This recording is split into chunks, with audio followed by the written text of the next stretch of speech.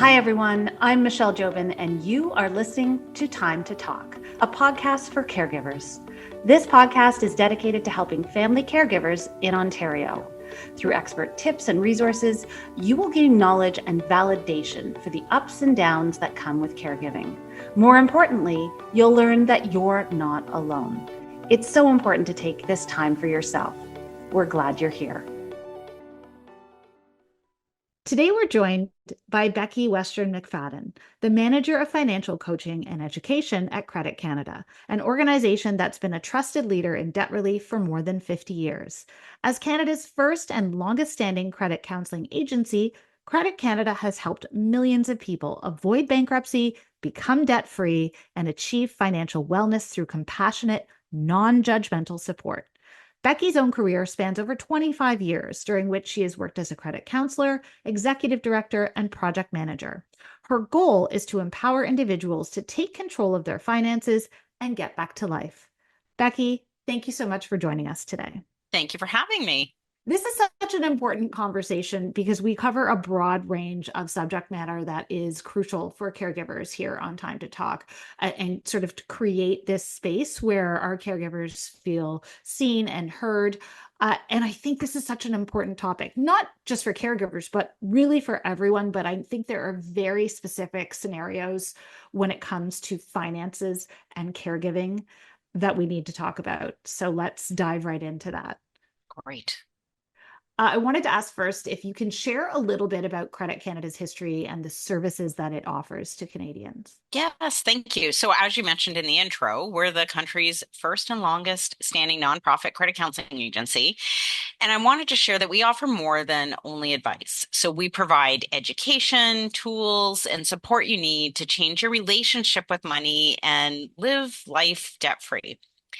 I can say that we have three different categories of our services. One is credit counseling. So that's the free, confidential, non-judgmental sessions that you would have by talking to any of our counselors. They would give advice on options, which could be education, financial coaching, a referral to other resources like for mental health support, mortgage refinancing, or a consumer proposal. Then we also have something else called a debt consolidation program that consolidates your debt and stops or reduces any interest that you're paying on your debts. That way you can just make one payment a month, which is distributed to your creditors each month. So that's the first umbrella. We have the first category. The second, excuse me, the second category is education. This would include free webinars and blogs on things like your rights as a consumer to budgeting hacks. And then we have this really cool budgeting app called Butterfly that you can access, and an e-learning program on credit scores. So that's in our education section. And then our third category, I would say, is our financial coaching. And this is a big part that I'm involved in. We have this program called Gold, which is a free 6-week live financial coaching program to guide and support changes in your relationship and behavior with money to make those changes. Caregivers in Ontario provide an average of between 11 to 30 hours of care per week, supporting a family member, partner, friend, or neighbor. But what happens when the caregiver is unavailable or an emergency arises that affects their care duties? With burnout at an all-time high, caregivers need their own support networks and a contingency plan for the person they care for. Our contingency and emergency planning toolkits can help you plan ahead and give you peace of mind for the future. For resources like these and more, visit ontariocaregiver.ca. Now, back to our episode. That's such an important component to have of the services that you offer, because it's one thing to go through these processes, but if you don't change your relationship with your money and with your finances, you might end up in the same circumstance over and over again, I assume. So Yes. It's great that you're helping people change their behavior and change their overall outlook when it comes to their finances. I think that's very important. I think, we want to talk about what is specific to caregivers. So what are some of the most common financial challenges that you've seen caregivers face, particularly when they're managing both their own finances and also their caregiving expenses? Yeah, that's a good point. I would say there's both financial and emotional challenges that influence how they would use their money. Financially, there's additional expenses, right? So caregivers may have to cover the cost of additional treatments or supports. They have income restrictions. For example, they might not be able to work or work full time. And third, there's some complexity with that, right? So we commonly see this blending of bank accounts and budgets. So caregivers using their own bank accounts to make deposits or cover expenses or set up bill payments for the person they're caring for. And then there's this emotional component. So there's burnout. It can be a never ending task. It can be lonely and exhausting. Caregivers can often make decisions about money based on their feelings of love, obligation, or guilt. They may therefore, bury their heads in the sand and either not know how much they're spending, or if they do know, they feel they just have to soldier on and keep covering those extra expenses. So they can feel overwhelmed by that and ultimately stop paying close attention to their own finances, leading them into that overspending or deeper debt. Yeah, and I can see that that happens a lot across the board. And when you're in that state of being so busy because you have so many aspects of your life that you're taking care of, as well as caregiving, it's easy to do that sort of sticking your head in the sand sort of thing, right? That is a very common thing that happens. We have some stats that caregivers are spending an average of $641 per month on caregiving. And then, like you said, often dipping into those personal savings or taking on debt. How can this impact their long-term financial health? And what steps can they take to address this early? Yeah, dipping into personal savings or taking on debt can certainly impact a caregiver's future negatively. So ultimately, they would end up not having enough to pay for their own debts in a reasonable amount of time, or even being able to save for their own futures. So there's some steps that can be taken. First would be to set up a budget that shows you exactly how much you can allot to caregiving each month, Mm, right? So make sure you're bucketing that. So be aware of what the impact would be if you don't stick to your limits. This is the insight that you're going to get by this exercise. Does it mean you'll have to skip doing takeout coffee, or does it mean you're not going to be able to afford your own rent, right? You really need to know that. right. So we have that approach around sustainable spending, analyze, brainstorm, change. That's an approach we talk about for sustainable spending. Number two, the second step would be consider opening a separate bank account to use specifically for caregiver expenses. Number three, track your caregiving spending to help you stick to your limit. So make sure you're tracking it and paying attention to that. And four would be to seek out ways to reduce the expenses for the person you're caring for to allow them to cover more of their own expenses. So I'm going to give you an example. I had a participant in one of our financial coaching programs that discovered her dad would qualify for a reduced price on his cell phone provider because he had a disability. Now, if she hadn't done that exploration, she wouldn't have known that that existed, right? So there may be some community supports for things like medications or treatments not covered by a benefits plan. So sometimes the community has things where you live. And the other angle would be, some utility companies have reduced plans for those on a disability pension or fixed income. So there's a few steps that can be done there. That's very helpful. I mean, it does require some legwork, right? It does require a little bit of reaching out and seeing what resources are available. But of course, that's why also we as an organization exist as well to sort of have information and supports like yours, so we can get that out there to our caregivers so that they know. What do you think in terms of, if you're a caregiver, what are the signs that indicate it's time for them to seek help from an organization like Credit Canada and speak to someone like you? Yeah, this is a really good question because, as we said earlier, it's so tempting to bury your head just from overwhelm. Hmm. But these are a few things you can be watching for to see if you need a bit of extra support. So, one would simply be, you have difficulty paying bills on time every single month on a regular basis. So, if you're not able to achieve that, that's one sign. Two, stress, anxiety, and loss of sleep due to thinking about the debt. So we all experience stress, anxiety, and loss of sleep for various reasons, but if it's in regards to debt, certainly that's somewhere we can support. Three, arguing with your spouse or Mm. partner, right? So when there's tension around you, it just tends to spread. So if you're arguing with others in your life, that can be a sign. And fourth would be receiving collection calls. So if your accounts have fallen so far behind that they hit a collection agency and you're starting to get a call, that's a good sign that you need some support. That's when it's time to reach out. If you have Yes. any or all of the above, let's hope not. But yeah, it's a good, but it's a good step to be taking because then you know that you're not burying your head in the sand anymore and you can sort of tackle that situation and get professional help and figure out how to find the best option that's right for you with managing your finances and whatever debt that you might have and how that also relates to because we also don't want that to add additional stress to the caregiving experience because there is, there it can be one that is demanding. It also can be a wonderful experience as well to provide that care. So we want it to be the most positive experience that is available.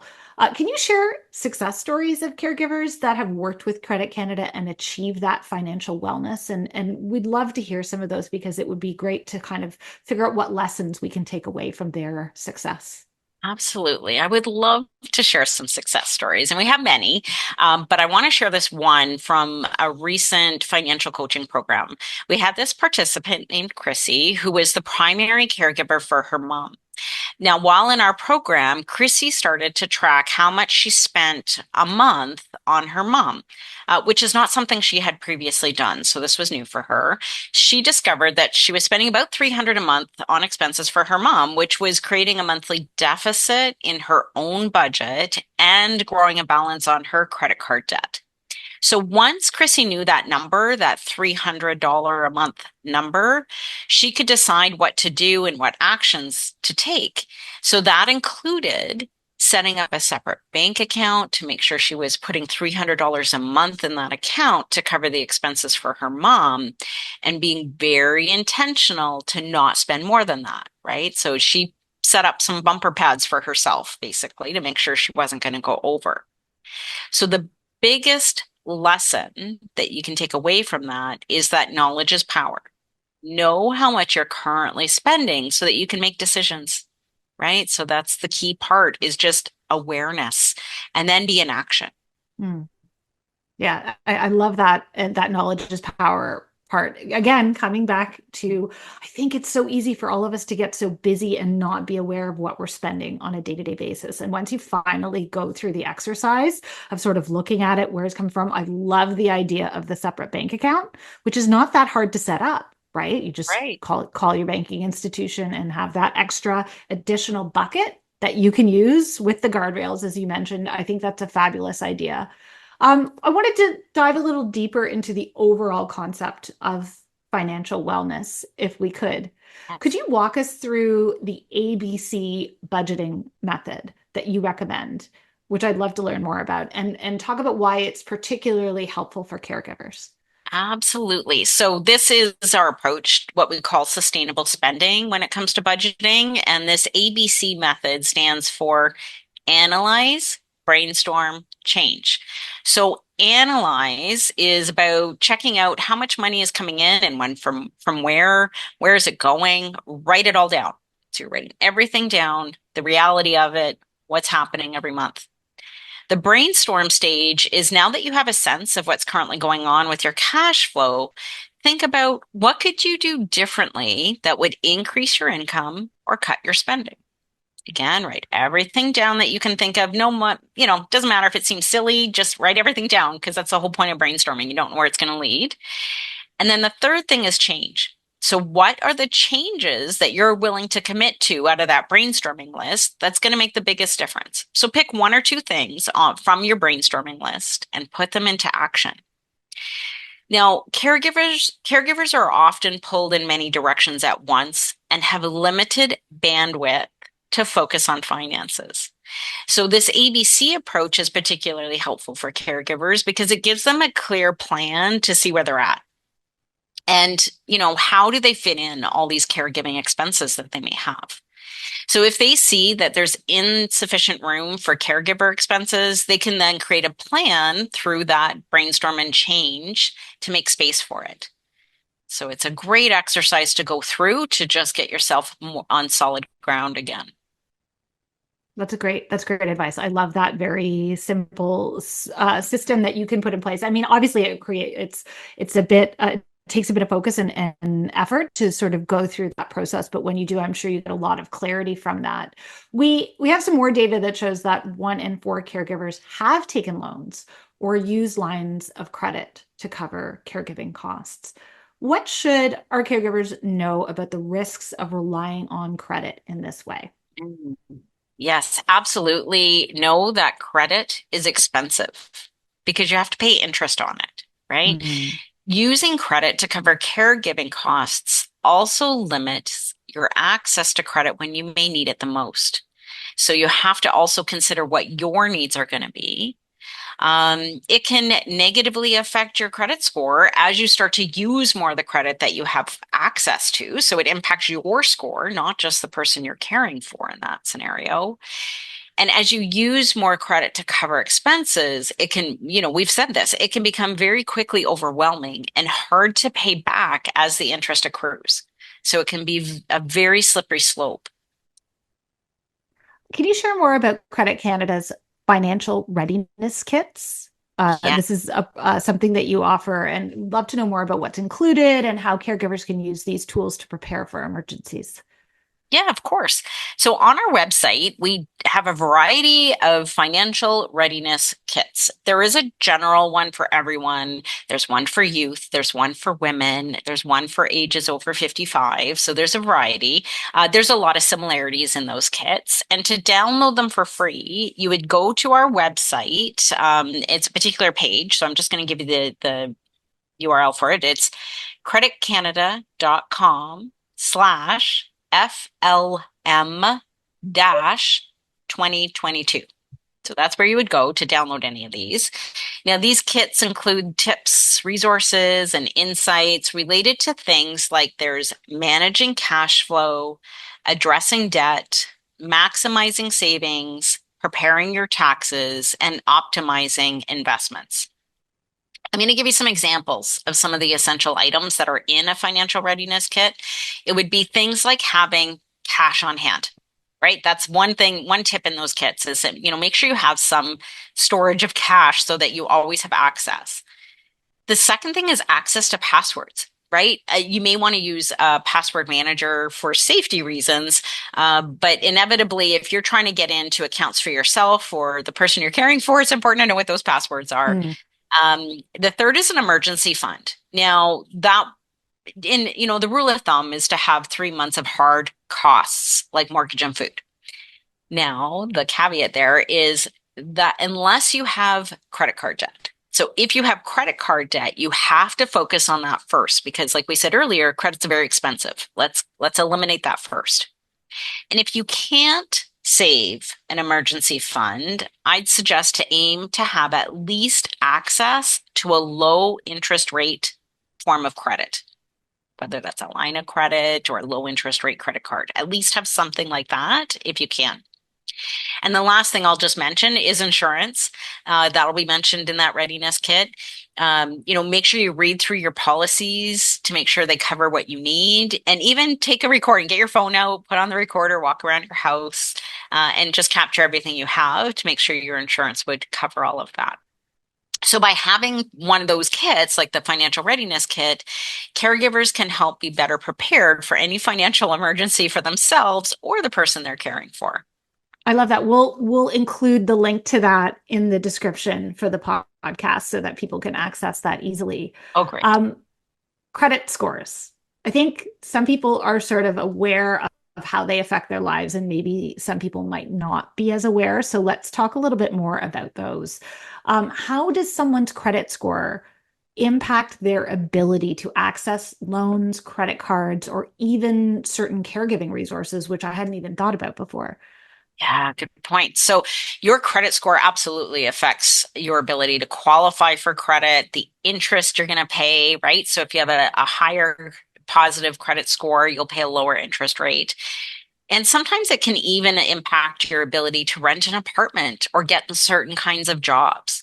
Now, it's made up of a bunch of variables, of course, things like payment history, credit history, your utilization, public records, and so on.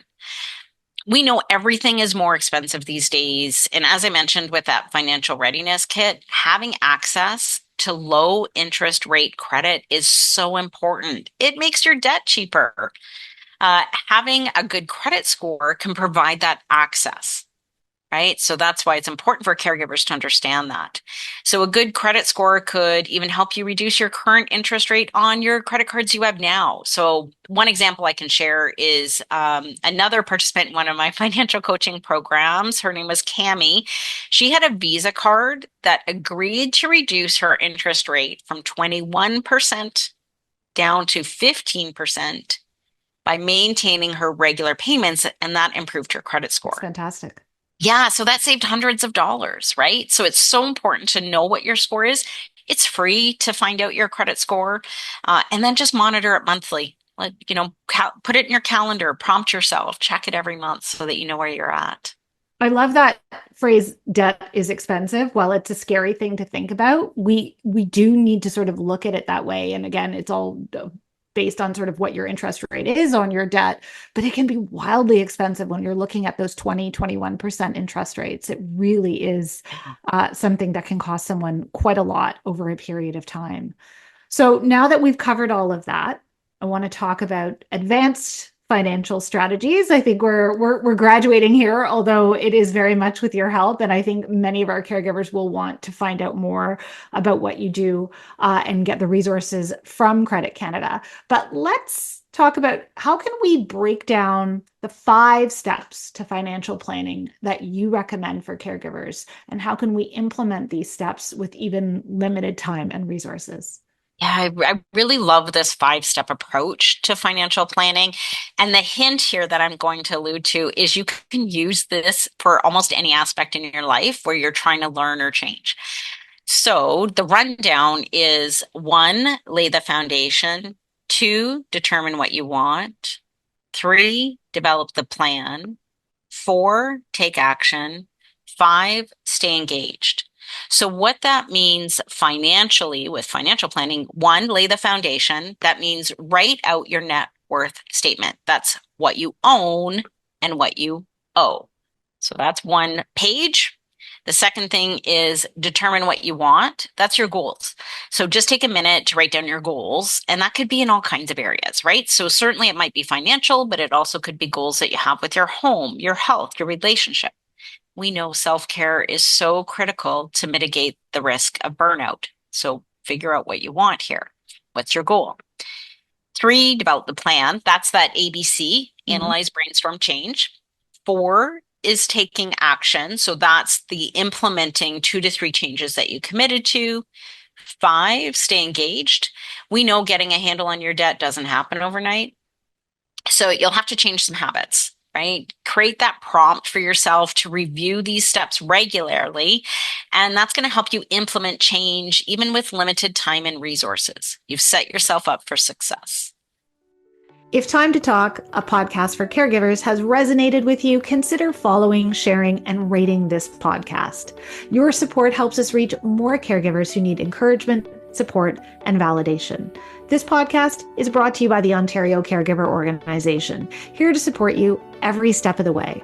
And now, back to our episode. Love all of those. What advice would you give to caregivers who are trying to balance short-term caregiving expenses with those long-term goals? Because we're talking about sort of having an eye on all of our goals across how they affect our lives and for our future, like retirement or saving for our children's education, because this affects a lot of our caregivers who are in that sort of sandwich generation as well.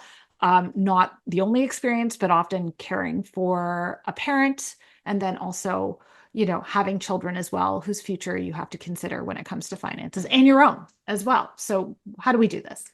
Yeah, I want to acknowledge first, it certainly is very personal. It really does depend on your circumstances, your goals, your temperament, what's your tolerance for risk. And for example, is the caregiving role likely to be short term, such as in the case of perhaps an aging parent, or long term, as in the case of a child who's going to need support for the duration of their life? So just recognize what the circumstance is. Yes. And remember, it's progress over perfection. You're not always going to get it perfect. It's about trying to continue to remind yourself what you're working on and come back to it, right? So be your own best coach and cheerleader as well. I think the biggest thing I would say, the biggest piece of advice I would share here is to prioritize your expenses. Focus on one at a time and cut the confusion, cut that overwhelm. So I'm going to share three priorities that you can focus on, and you can determine where you're at. So the very first priority is cash flow. Are you earning more than you're spending? So this would include covering those short-term caregiving expenses. So that's where you need to focus first. If check box is made, you're good, you got all that under control. Then the second priority is debt. Have you eliminated your debt? Aside from secured debt like mortgages and car loans. But if not, you need to focus on paying off your unsecured debt. If that's been accomplished, you can move to looking at the third priority, which is savings. And this is what you were talking about, retirement versus savings for children's education. We get so much information, and it's so important to just do things one step at a time, again, to cut that overwhelm. So in the savings category, retirement savings takes priority over children's education. Now, that might come as a surprise, but you really need to make sure you have a plan for your future first before the future of your children. And it's not about love or anything like that. It's just being very practical. But it's like putting on your oxygen mask on yourself first on an airplane, right? So by the time your children are going to be in post-secondary school, you might be in a better position to help them. They will be able to contribute to their own education costs, and they might be able to take advantage of things like student loans or grants. So it's making sure that you have the right focus. Again, reduce that overwhelm. That's great. And that whole taking care of yourself first before your children, I do know some fellow parents that have sort of struggled with where do they put their money. But this is great advice in terms of how we approach that. So I appreciate that. We've talked, and you really touched on a lot of the different services you provide at Credit Canada at the top of our chat. But I want to come back to that feeling of if a caregiver feels like their financial situation is in that spiral out of control, what are the specific options that they can explore with Credit Canada to retain or regain, I should say, their stability? First step is to reach out. First step is to contact us. So they can call us at our toll-free number of 1-800-267-2272 to speak with a counselor for free. Or they can even go to our website and chat online if they prefer that with a counselor on our website, which was creditcanada.com. And the counselor is going to go through a variety of options and ideas for them.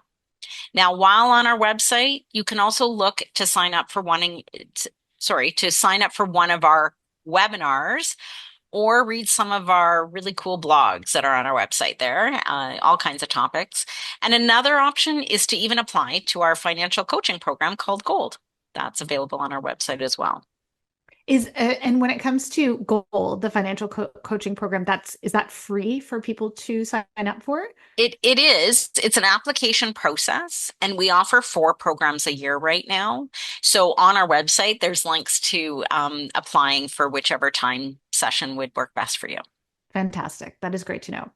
Inflation has been a hot topic for it seems like years now, years and years, but it continues to be something that people think about a lot, rising costs and inflations. So how can caregivers adapt their budgeting strategies to stay ahead and avoid falling deeper into debt when we take into consideration that one thing that is out of our control personally are things like rising costs and inflation. We cannot control those things, but how can we regain control given that situation? Yeah, I definitely use that ABC method to create a plan to live within your means, right? Set yourself up for success. Go through that information for yourself. You want to determine what to prioritize, again, to reduce that confusion and overwhelm. Is it the cash flow? Is it the debt repayment? Or is it savings? Once you've sort of figured that out, the other tool you can use at your ready is automation. Set up your bill payments automatically, set up your savings automatically. We gave that example earlier about Mhm. Chrissy, who needed 300 a month. It was really easy for her to set that up so that she could be putting automatically $75 a month from her checking account to that savings account so that she would have that 300 every month and she didn't need to think of it. So use the tools that are there at your availability to make sure you're setting yourself up. But then if you notice that you're continuing to go deeper into debt, call us to speak to one of our counselors for other options or for some more tips. We have talked about so many things that will be of so much use to our caregivers, I think, especially when it's that point of it is really self-care. Really, this does really fall into that category of taking care of yourself, putting on your own oxygen mask, making sure that you have a handle on how things are progressing in your life. Financial health is one of the pieces of the picture there. So you've had so many great nuggets of information for our caregivers in that respect. But what is one key piece of advice you'd like every caregiver to walk away with after this conversation, especially regarding financial empowerment and resilience? And I love those two words together. Yeah. Know that you're not alone, right? There are resources available to you that will increase your financial empowerment and resilience. So, my biggest piece of advice would be to start today by writing out your net worth statement and your budget. Run through those ABCs of analyze, brainstorm, change, determine your priority, and get in action. That was a lot. Maybe that was more than one tip, but You know that would what? be one thing to do. It's perfect. We will take Yeah. it. And Becky, remind us again. I know you've mentioned it once or twice, but let's talk about where people can find Credit Canada's services if they are wanting to look into it. Yes, our website is creditcanada.com. So all our resources are there. And our phone number, 1-800-267-2272. And we're Becky, always there to support you on your financial wellness journey. I love that. Thank you. Becky, it's been so wonderful talking to you today. And I have no doubt that our caregivers are going to find the information that you've shared to be very, very helpful. Oh, good. Thanks so much for having me today. Thank you. Thank you for listening. We hope you enjoyed this episode. You can access more details about support services on our website, ontariocaregiver.ca. Until next time, I'm Michelle Jobin, and you have been listening to Time to Talk, a podcast for caregivers. We hope you have a wonderful day.